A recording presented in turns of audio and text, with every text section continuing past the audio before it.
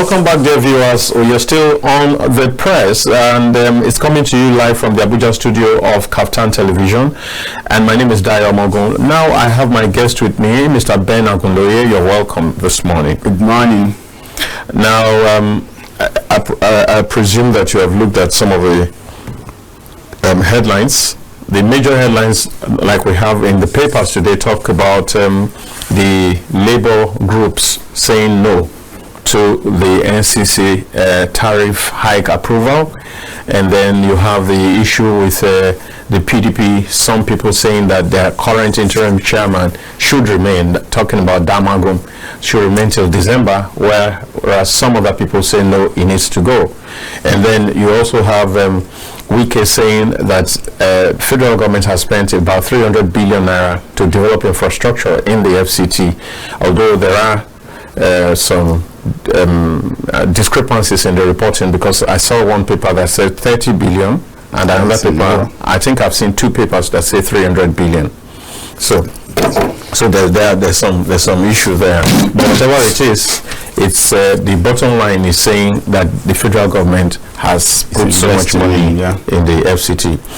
And then you also have the story of 1.4 trillion naira worth of goods unsold by local producers. That's huge, and that's very unfortunate. That's a minus for the production, for the manufacturing sector, and of course it needs some attention.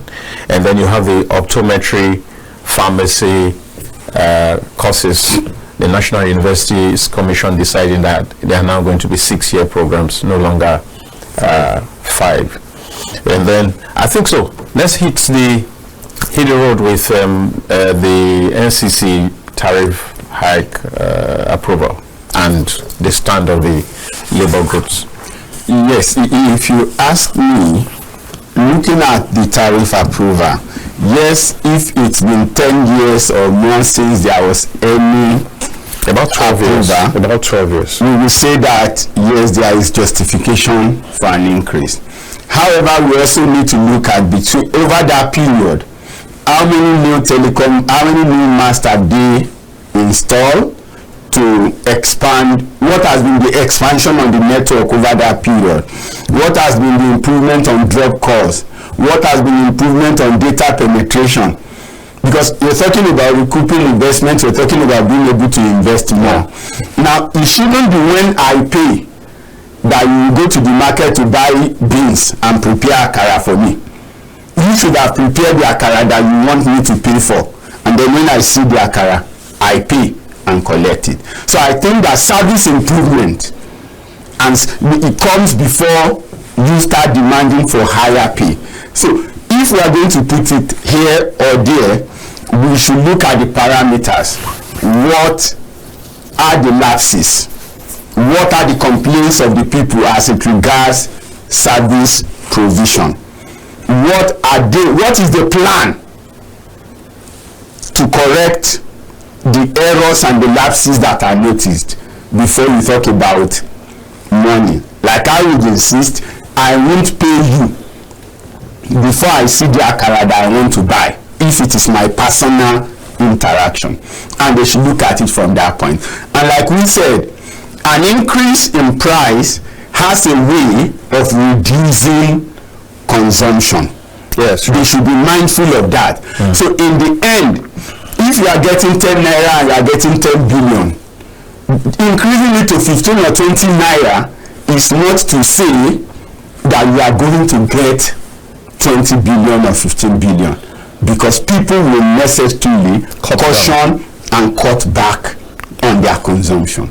But if you are able to improve service, maybe the improved service will actually cause the people to even enjoy more without looking at the cost. But if it is at the same service level that people are not enjoying, then expect that when you increase the price, there will be lower patronage. And so it's neither here nor there. Yes, as for labor, I think they are right. It's something that affects everybody. It's something that affects the day-to-day life. So I want to believe that rather than NCC and Ministry of Communication basing their report on a consultant survey, the survey should have also been subject to stakeholders engagement, the consumer, the labor unions, the manufacturers. There should have been around, let's have a discussion around these things before you go ahead. I knew in December we saw a plan that said a 40% increase. When early in January, MTNMG was on national television interview and proposed 100. And before we knew it, they were coming back to 50. But originally what they sent out in December was 40%. But whichever the case is, here, labor, I think, have not been carried along, so they have the right to complain. Because they represent their people and they should be concerned about the welfare of workers. And telephone service is a welfare product. Well, I think that there are several sides to this, because if you even want to look at labor, you must look at, I mean, labor in terms of even the labor, the telecoms labor, the telecoms workforce. And if the current their businesses are not currently sustainable, how does it bode for those workers in that sector? That's an issue on its own. Beyond that, you now talk about how it affects the generality of Nigerians. Then when you talk about the akara that you used as an example, we're just trying to, as much as possible, play with, now if for some time I have improved on the quality of that akara, and size, or in producing the same amount of akara, I've had to now bear higher costs. Yes. For example, you and I will agree that most telcos run their own energy, their own power, their own generators. These generators run on diesel. The price of diesel has not been the same between 2013 and 2025. Sure. And then I'm sure that there has been expansion of their facilities, because I do see new places where you never could make calls if you're traveling before, and now you could get connected. So it shows that some investment has gone into that. So if we look at this way, would you now concede that they will be justified to put something? It's like I'm saying plainly, if you have not changed price in the normal world in the last 10 or 12 years, changing a price is okay. But like I said, there has to also be a promised performance level. Exactly. Because over that period, the stand of FCT. So over that period when you sit down, are people complaining? The answer is yes. Do Nigerians keep 4 lines? Yes. Do we carry SIMs around? Yes. Why? Because services are bad and the service level varies from place to place. So what promises are there to upgrade that? And then when you come to energy, one of the questions I also want to ask is, diesel is bad for the environment. So if they started consuming diesel for their base station in 2002, between then and now, what have they done to move to renewable energy? In their corporate social responsibilities, what projects or research are the telcos sponsoring in Nigerian universities? We got courses and degrees, that are related to that. Across the Europe platform, manufacturing industries, motor companies, pharmaceuticals are sponsoring research in the universities for their own product, and they pay the students or the researcher and the supervisor to ensure that results come out that can help to lower their cost, improve performance, and make the life of the people and their own organization better. So if these data are not in place, if you are just using diesel, okay, you are my diesel contractor, so I just keep paying you for diesel and you are bringing it, and we both don't care. We buy new generators when there is the need for it. But the environment is being affected. But we have light, we have solar that can be used and used effectively in the base stations. Yeah. We have tidal in some part of the country. There are other means. So why are they not looking at renewable? Why should we base tariff or judgment of performance of the telecom sector on this cost of energy? Now, is it by any way possible to suggest, to recommend, for example, that the regulator should insist on this kind of thing you're talking about? That's their job.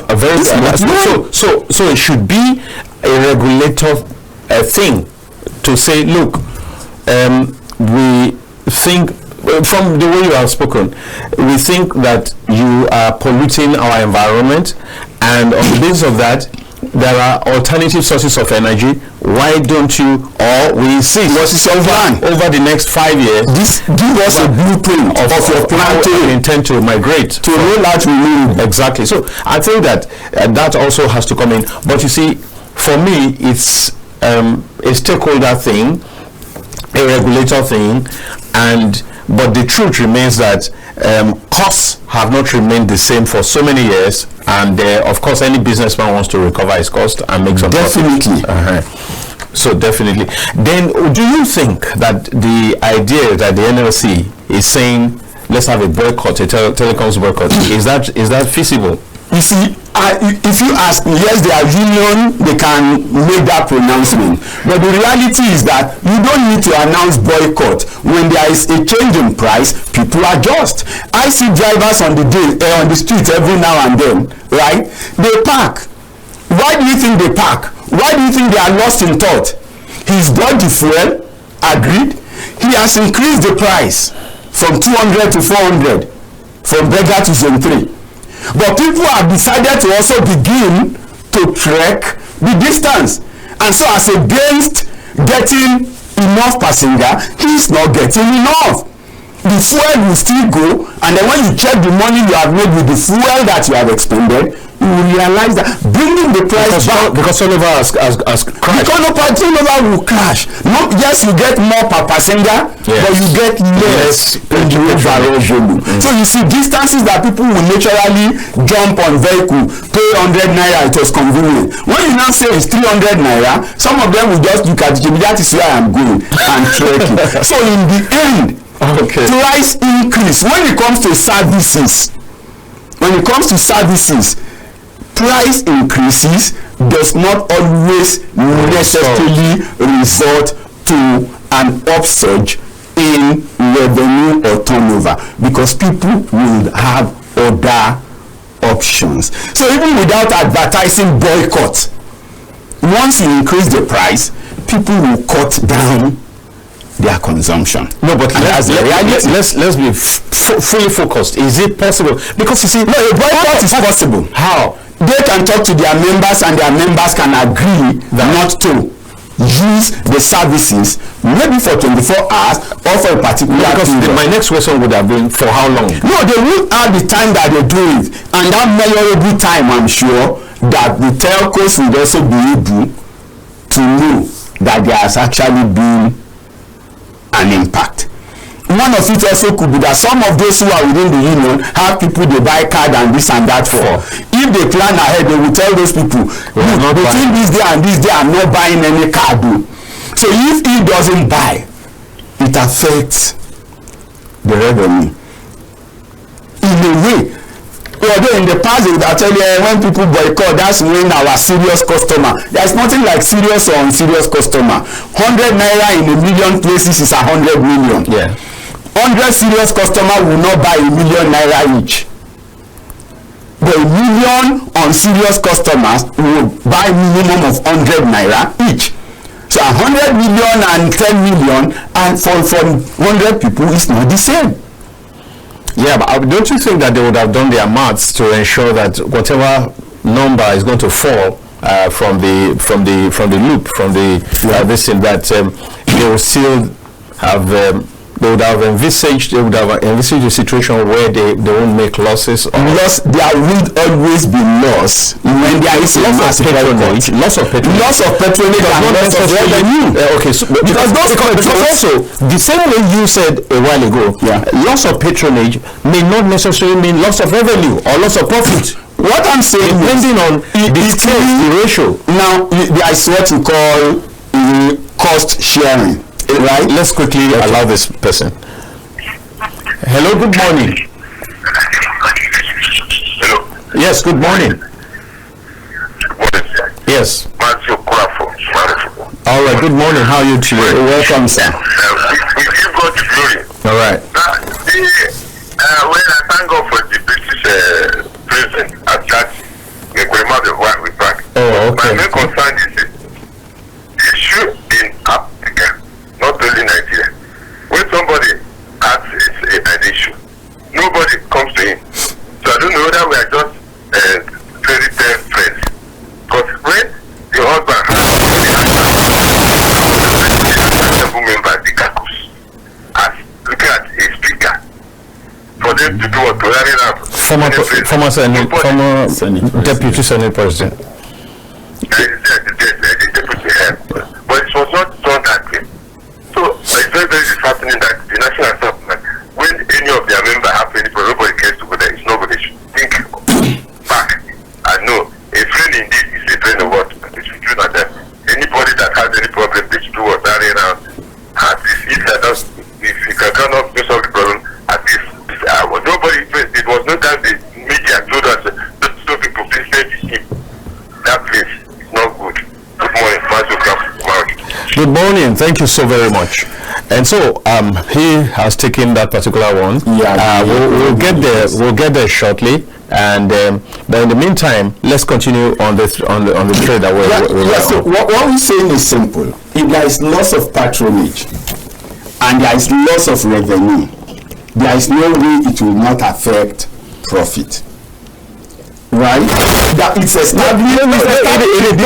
It's established in this case that all the people low level consumers, right? Yes. But when they are not there because of their volume and their spread, you will definitely lose revenue.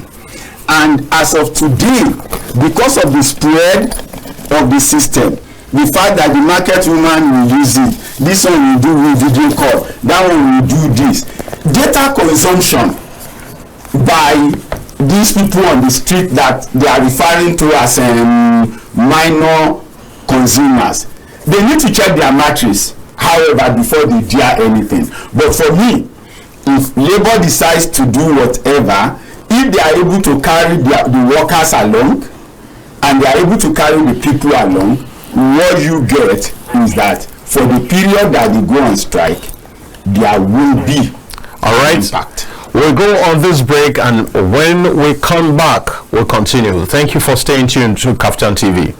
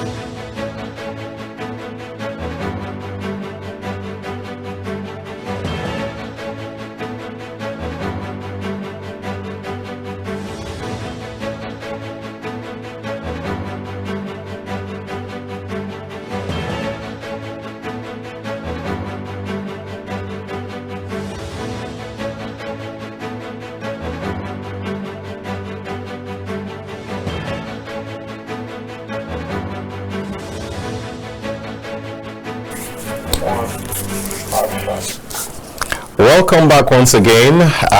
It's my pleasure to have you. We're still on the press, coming to you live from the Abuja studio of KAFTAN TV.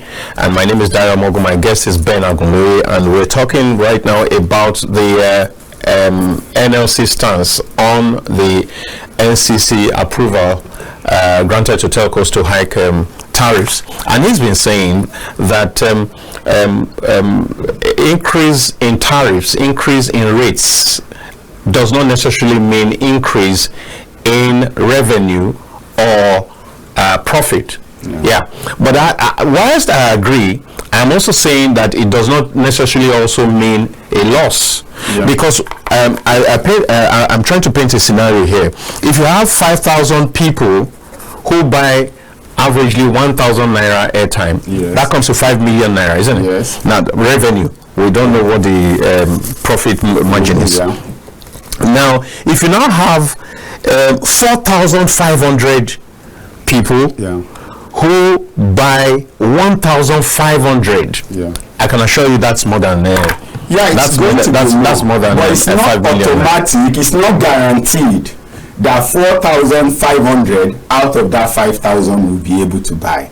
We're talking about, when we come to telecom, we're talking of a subscriber base of about 100 million people. Yes.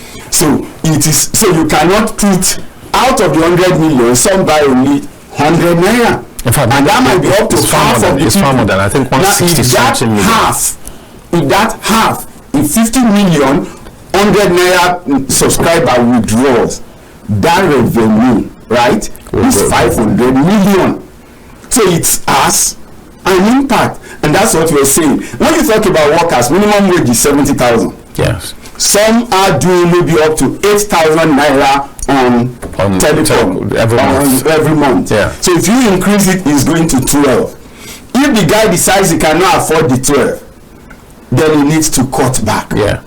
And when he cuts back, of course, there will be a direct impact. So for the purpose of the workers who are already stretched by transportation, by fuel, by everything, there should actually have been that need for more engagement before it goes. So tariff increase is justifiable.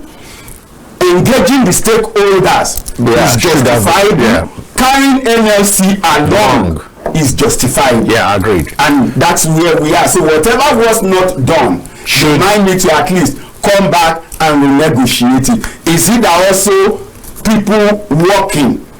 I mean, some companies you actually have an amount that is given for telephone cards. Yes. So perhaps the negotiation now would, if it's justified, when NLC will now need to plow back and talk to the employers of labor to say, look, for telecom allowances, we need to add adjustment. Something. Right. Okay. Let's quickly go to the Ekweremadu story. Ekweremadu's wife released from the UK prison, since Mazi Okorafor has touched on it. What's your take on it?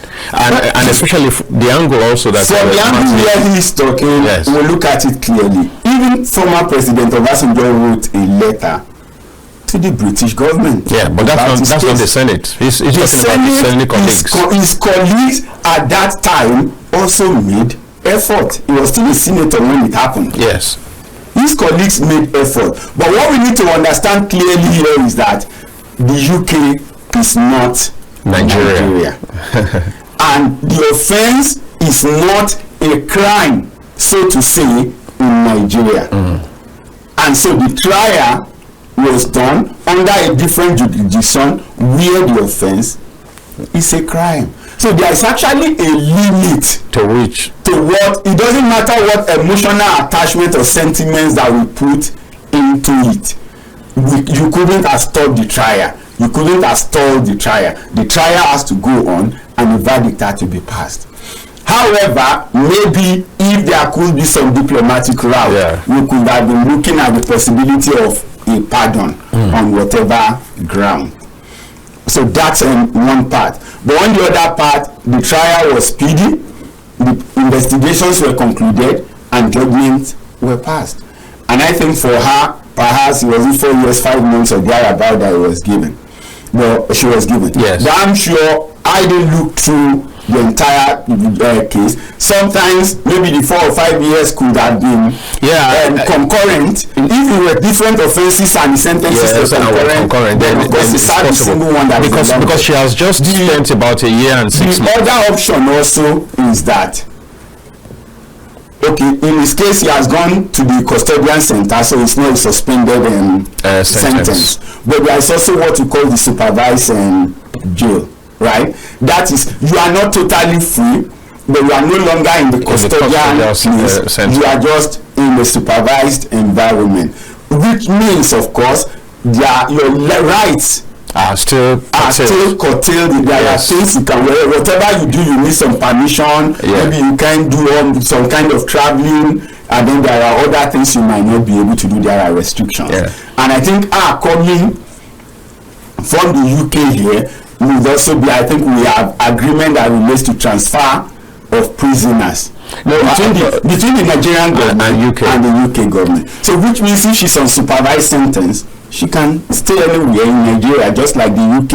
And I'm sure that even if I were in our class also, I would rather stay here, where I will be a team god, than there. And when you have affection, some affection.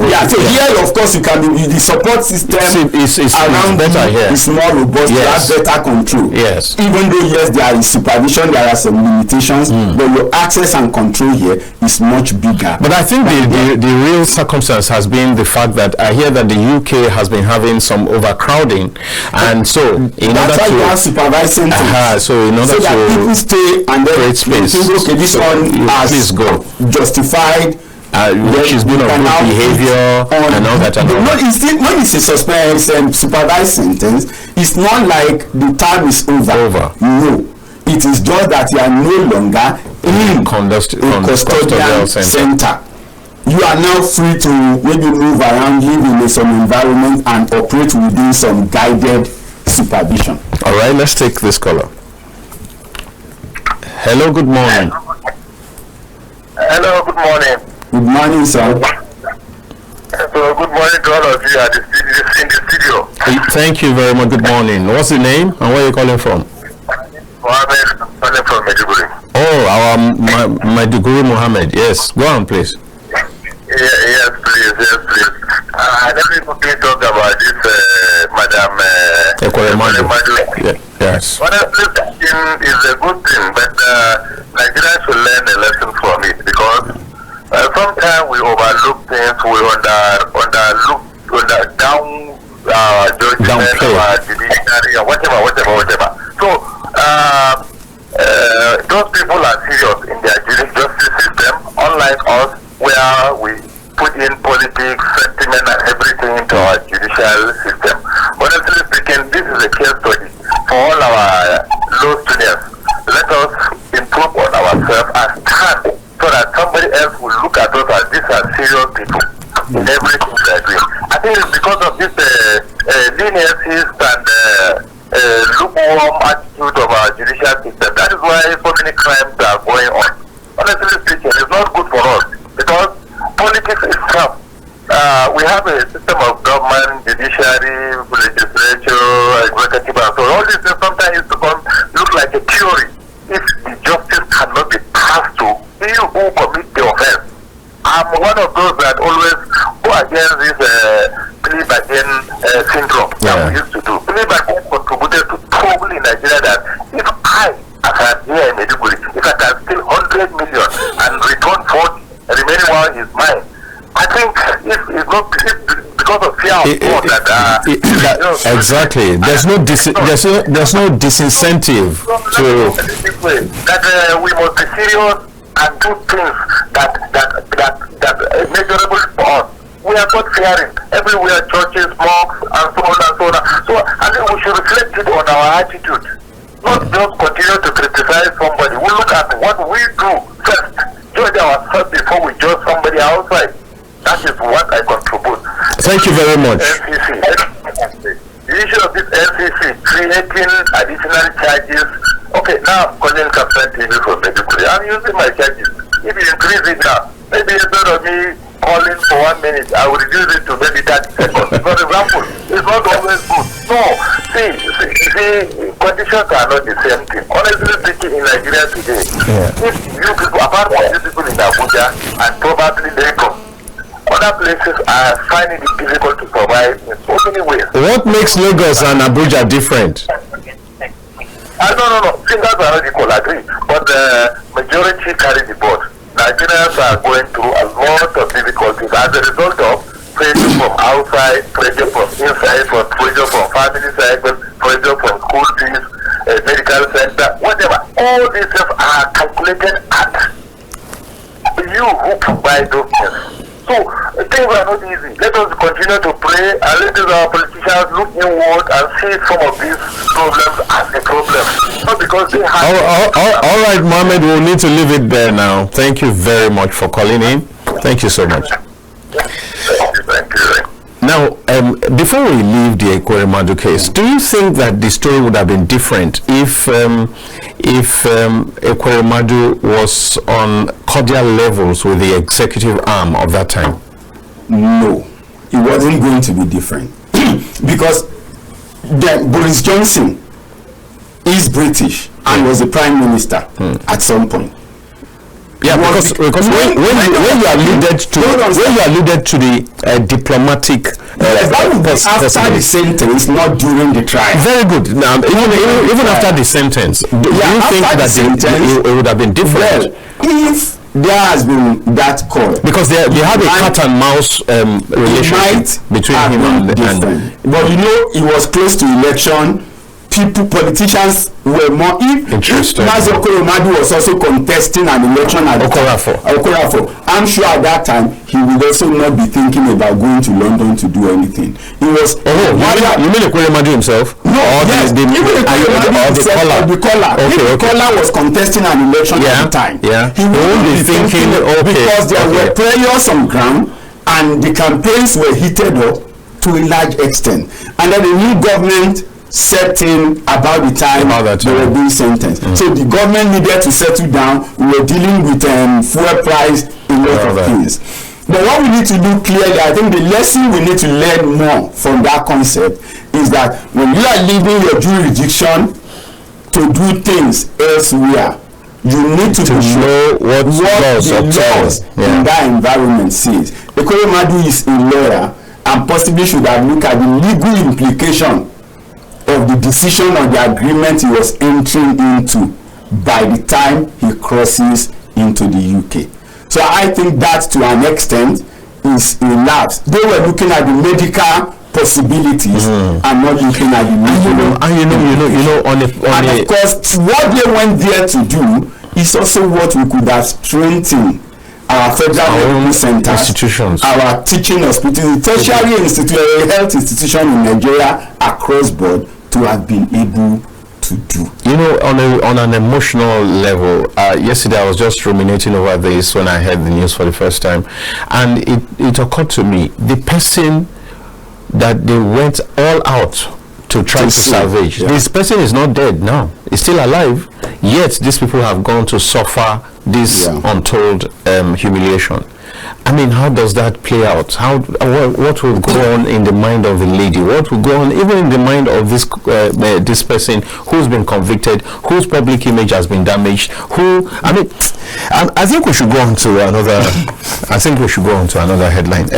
So let's talk about if the federal government planning stricter sanctions on airlines for flight delays and cancellations.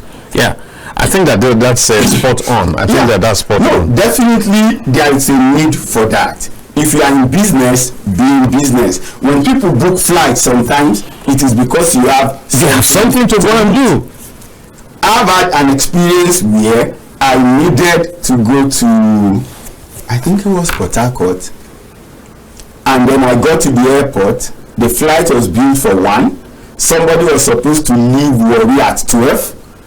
And then drive 5 hours to get to Port Harcourt for us to meet, by which time I should have been settled in an hotel. Yeah. But up till 4 o'clock, the 12:30 flight had not left Abuja.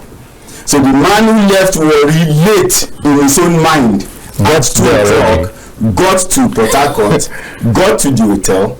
I was just boarding in Abuja.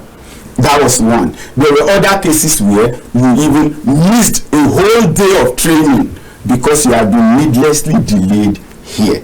So it's not just about spelling out the penalty, it's about putting measures in place to ensure that the penalties are enforced. I knew that in that instance, it was here in Abuja, more than several flights were being cancelled or postponed or delayed. But we didn't see the FAN or NCAA official to come and at least address the people. You are the fan who owns the building. I want to believe MCA is the regulator. So you should have been able to at least find out what is happening. The AC was no longer working at some point. The place was becoming so hot. But you still left the people at the mercy of the airline. And then after wasting 6 hours, some are now asking, hey, if you think it's too late to go, you can change your flight. Wow. No. What an insult. No. What's it? I see flight delayed elsewhere, and I know that Air France, who was responsible for the flight, immediately say, okay, for your next flight we'll give you 30% rebate. That's it. For this one they will give you this. Then they gave you ticket to go and sleep in an hotel. They gave you ticket for meal. They gave you card for calls. But those things don't happen here. And I think that's what the presidency is trying to propose now. Hello, good morning. Hello, good morning. Good to have you. Yeah, this is Akin calling from Lagos. Go ahead, let's have your contribution. All right, thank you. About the issue of the aviation, I think generally, not only aviation, you know, Nigeria, we have this culture of setting down rules and not following it. And if that is the case, then it's of no use, because nothing will work when there is no enforcement, effective enforcement towards something, because there will never be an example to others that are ready to go against that process. All right. And now I want to make a reference to the issue of equality and breathing. Now you can see two different environments. Now somebody was calling that probably maybe the federal government should have done something. No, not federal government. Not the federal government. He was saying his colleagues. That the rules and regulations are being followed in order to serve as an example for others not to commit such kind of offenses.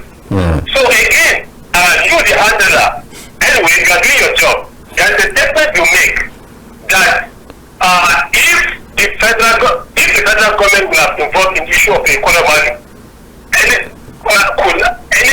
probably something could have been done probably to save him. I think that is where you are driving at. But unfortunately, because Okonomadu has a big setup in Nigeria, and it's a big man, it's a rich person, we are not talking about the same boy that was involved in the crime. Were it to be the boy that in other way around, that is arrested and jailed, nobody will say anything. It's unfortunately, and until we change things in this country, we go nowhere. God bless Nigeria. Thank you. Thank you, Mr. Aki. Thank you very much. Well, I guess we quickly go to the next one because we really don't have so much time left. I think we should quickly talk about this 1.4 trillion goods, unsold goods, and how that affects businesses. Yeah. Well, it's still the same thing. Last year there were a lot of price increases. Justifiable, because you say cost of energy had increased, cost of transportation had increased, cost of labor had increased.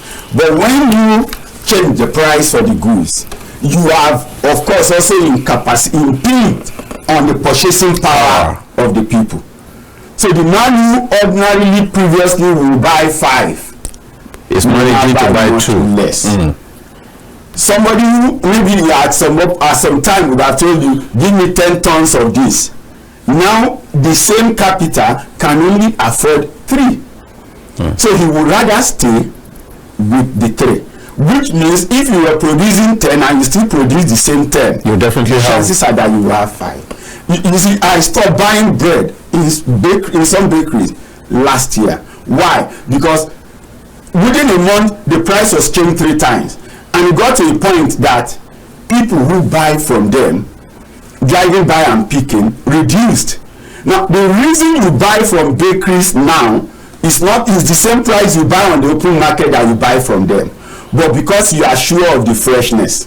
But you now discover that because the patronage reduced, that freshness was also lost. Freshness had been lost, and so we, for example, withdrew from doing that. So, in a way, if people do not buy, some of it will likely get spoiled. Definitely. If the shelves are still filled, that reduces what they are producing next. So that's why I say there is a link between price increase and volume that people can afford. And so if you're talking about the 1.4 trillion or any amount it is a result or as an impact of the purchasing power that the people have lost. All right. Hello, good morning. Good morning. This is Engineer Dayo calling from Omogun State. Oh, welcome, Engineer Dayo. Please, let's have your take. Yeah, please. I would like to give my verdict on two issues here. All right. Yes, the issue of the aviation. Right. You see, in Nigeria here, it's like we don't value our customers At all. Yeah. right? I was to travel to Abuja from Lagos. You see, the flights were cancelled. Nobody came to address us. Imagine. The people were rowdy, and the thing just went like that. You know, there was no competition. There was no competition for anybody. And this doesn't happen in advanced world, like our brother beside you have said, right? You get compensation, like your next flight will be reduced by 30%. You have free access to make calls. You have this, but these are not done in Nigeria. So look at our communication industry too. Sometimes you subscribe to data. Within 3 days, you use the data. I don't understand. And the data will expire. They will not tell you that we want. So we don't have system in Nigeria. I think I can relate with what the example you just gave just now. You buy something that's for a week, and for some 2-3 days, it's not working, and nobody's going to refund you. No, you've lost. I mean, we need to really up our game in that area. So if the presidency can do something about it, I think Nigerians will be very glad. So you can go to the second one. Issue of goods not being bought. Yeah. Yes. Now you see, this is the law of demand and supply. Now when you have enough demand, there will be more supply, right? Yes. Now the economy now is not smiling. People are not earning much. So initially people can buy like 5 goods. Now the money is not there, so people are buying 2. People are managed to even buy 1. For example, if 2 loaves of bread can feed the family, then now family cannot afford to buy 2 loaves again. They start buying 1, so it will affect supply. So that's why you have that excess. Yes. Okay. Thank you so very much, engineer. Thank you very much. Yeah. So quickly, let's talk about the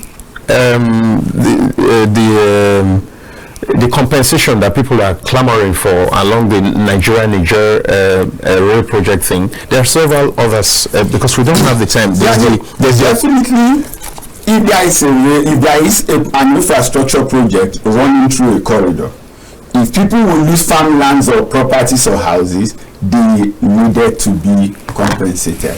But I think the cry on the corridor is 2. Some are saying they've not been compensated, and some are saying something that the compensation they got was not adequate. Yes. The question will be what comes to the valuation. There are bases on which to determine those compensation are reached. It is like it's an empty land. You should be getting paid for the land. A land where you have economic that is built trees, up, you should be paid for economic trees. A land where you have houses or business and facilities, you should be paid for the value of what is there. Yeah. So the fact that somebody somewhere is paid a higher amount for equal land as you doesn't necessarily mean you have been underpaid. Yes. It has to do with what do you have on the land. Yes. What value is attached to what is existing on that land. So to a large extent, therefore, people who have not been compensated, I think, will have the right to complain. Yes. Those who claim they are under might need to justify their process. But I also think that by and large, Nigerian Railway is having a new MD, and so there might be a need for them to revisit the corridor, do a re-evaluation, be sure that some people have not been overpaid, be sure that people were not underpaid, and be sure that those who are complaining they have not seen the compensation. Let it not be that some relatives have collected it on their behalf. So I think the complaint, it needs to be genuinely followed up. It's an environment where there is some layer of insecurity, and so I don't think that we should add community agitation to the problem on the ground. So it needs to be resolved and be put to rest. Let's quickly flow to 2G and how the federal government security forces have been able to dismantle to a large extent its setup. Well, it's a good report that they are making progress. Yeah. We got as close to him as to have his son, and now as to have his deputy. Second in command. Of course, more still needed to be done. Yeah. To have him himself. Yes. And of course, perhaps get across to know his full line of supply and bring them to justice. Yes. He is not alone. We cannot say he's alone. He can't. He's only fronting for some people. So we need to know who and who is fronting for. We need to know how he's getting funds. He's spending millions of naira in the forest. Exactly. Where are you getting it from? No. How? When you get it through kidnapping and ransom payment. Yes. You cannot spend it in the forest because there are no hotels there. Right. There's no 5-star hotel in any jungle. There's no. I mean, so definitely there is a way that money flows, and there are people that are sharing. Yeah. So we need as much as possible, like I would always say, for the security system to infiltrate the villages in that environment and ensure that sufficient information is gathered. You gather sufficient information to be processed into actionable intelligence so that we can put these matters, not just Toji, but everybody like him, to rest once and for all. Quickly, let's talk about Damagum and the agitation on both sides, one for and the other against, and then maybe finalize with the optometry, pharmacy, whatever. Well, for me, when you come to PDP, they have benefited from the court so much. They got Bayelsa governorship. They got Rivers in 2019. They got Zamfara in 2019. And a lot of other things have happened in their favor. Now, because they are so used to the court system for controlling affairs, I think now they are entangled, in my opinion, in the court. The court, the Supreme Court, so to say, has given Damagum till December. Yes. So if he has till December from the Supreme Court, so whatever noise they are making, what exactly is the issue? Shows that they themselves are confused. And if it comes to the issue of their secretary as well, the court has said this man has said, okay, this is the right person. Yeah. He has gone to court to appeal. There is a stay of execution, which means that the new judgment cannot be enforced until the appeal is determined. Wow. So to an extent, in their matter, there is the position of the law. Whoever is agitating actually should be guilty of contempt of the court, in my opinion, because there are positions of the court on those matters. Then, of course, for optometry, physio, and pharmacy, getting the same level of training and the same year with medicine, medicine and surgery, I think it's in the right direction. It's an industry where they are a team, and I think that anything that will connote discrimination should actually, as much as possible, be minimized, so that when they get on the job, they focus on the common purpose, they do the same thing and save the life. All right, so as far as you're concerned, it's good to have a congruence of the tenure. That's what my guest says. And just in case you still have an input to make, I think that you have like a minute or two to put across your call so that we can hear what you have to say. Of course, we've talked about the NCC And we've talked about the communities asking for compensation, and some of the people saying, well, what has been allocated to me is insufficient, is inadequate, and all that. And of course, there's the World Economic Forum and the FCT. Yeah, World Economic Forum is on, and I think that adequate attention is being paid to Africa. And there is no way you pay attention to Africa. If you pay attention to Africa and you ignore Nigeria, you are wasting your time. Clinton saw that and clearly can prove that to the rest of the world. That when he visited Africa and he didn't come to Nigeria, he was more like a waste. And that was why in the wee hours of his regime, he needed to pay a visit to Nigeria to be able to actually prove that he has carried Africa along. And then when you look at, so definitely we expect to get some good report after Davos. We also only hope that we are able to put our house together to benefit from those things. Do you think that the 2050 target is realizable? It's realistic, and we can get there $9 trillion. We can get there before 2050 if a few things are done right. It's only some triggers that we need in Africa. It's not, the resources are there. At least when you check, in the last 2 years, one of the most performing products on earth is cocoa. Africa, for instance, Nigeria has got a lot of potential to do that. Because if you move from about $8,000 per ton to as high as 28 within that period, not oil, not gold, not any other commodity, enjoy that. And those who start eating chocolate, that has led to that. You won't stop them from what? From eating. As a matter of fact, the demand for chocolate will continue to increase. So it's possible to get there if we put our resources together. And then I think you mentioned the FCT. Yes. I heard the minister himself speaking. Okay. So those who said 300 billion were right. Okay. He said the president has expended or has released 50 billion for governor local government, and if you multiply that by 6 for the 6 area councils, over 300 billion have been spent. So I think those who reported in fact, see, if you mention 50 billion concerning one for government, it's already not and covered. That means he has over 300 for the 6 of them. Right. So I think that puts that in that corner. All right, and that's quite gratifying to note that the FCT is getting very good attention from the federal government for rural infrastructure development. I think that's something that government must be commended for, and rightly so, because again, the FCT is supposed to be a strategic place that sets the pace in terms of development, in terms of infrastructure, in terms of facilities for the rest of the nation. And I think that we're getting there gradually with the kind of steps that the Minister FCT is taking.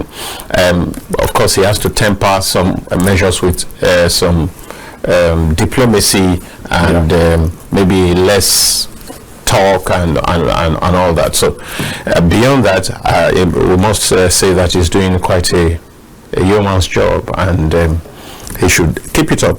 As we go away from this program, I want to say thank you to everyone who has called in today from Lagos, from Maiduguri, from Omogun and all that. From Abia, where does Mazi Okora call from? I've forgotten. He was the first person who called.